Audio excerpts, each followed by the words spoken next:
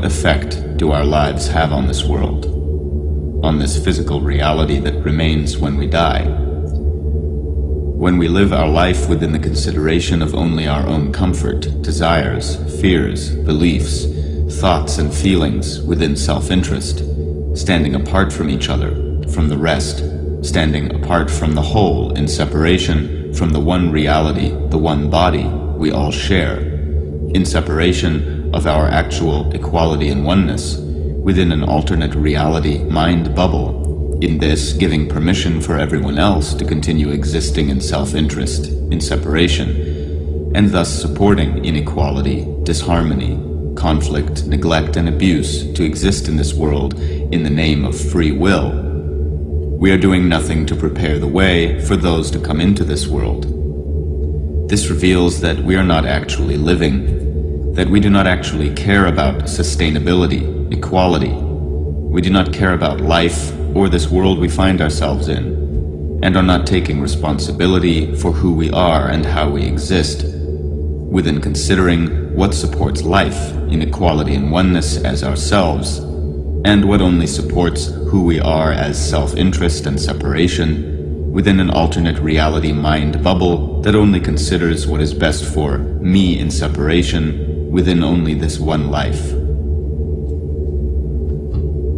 Our self-interest and separation is reflected in the nature of the current money system, where the value we give money is equal to that which supports our own comfort, our own desires and feelings, our own fears, our own personal reality.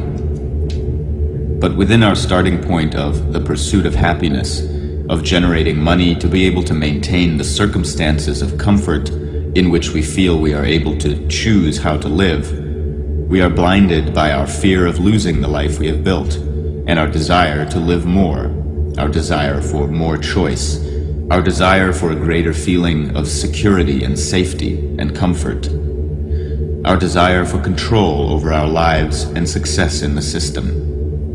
We do not see that we are actually being completely controlled by money. Money dictates if we can live, dictates if we have food, if we have a home, if we have an education, if we have access to entertainment and information. Why accept such enslavement? We the people are the ones who support such a system of money enslavement to the fight for survival, through our acceptances of the system, through the way we have defined life as that which must be bought, through the way we have defined freedom according to what the system shows us, freedom as wealth, freedom as the ability to buy the life that we choose. But how can freedom exist in this world if all are not allowed an equal quality of life? How can freedom exist in this world if money dictates who eats and who starves? How can freedom exist in this world if we fear to be like those who have nothing and desire to be like those who have more? It doesn't have to be like this. It is only like this because we agree it should be. We are the ones who make the rules, and all it takes is common sense and self-honesty to see that we can change the rules.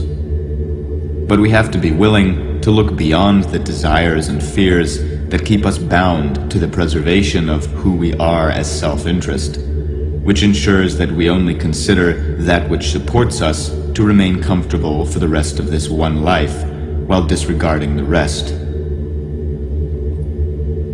We have learned to exist in separation, in self-interest, in alternate reality mind bubbles. We have been programmed to exist this way, through being brought into this world and shown how to be, what to consider, and how to participate by those who went before us. We are thus simply copies of the past. We can stop ourselves as copies of the past, as self-preservation, as desire for more and fear of losing. We can clear our vision and clear our starting point.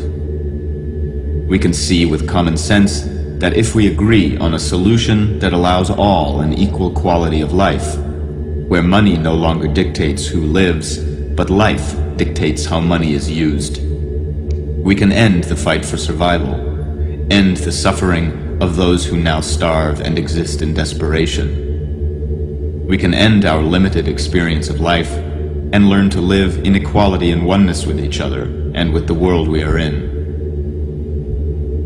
When all are equally free, then we ourselves are free. That is common sense.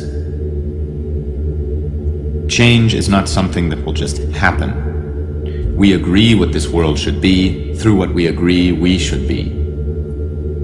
The question to ask is, do I agree on self-interest?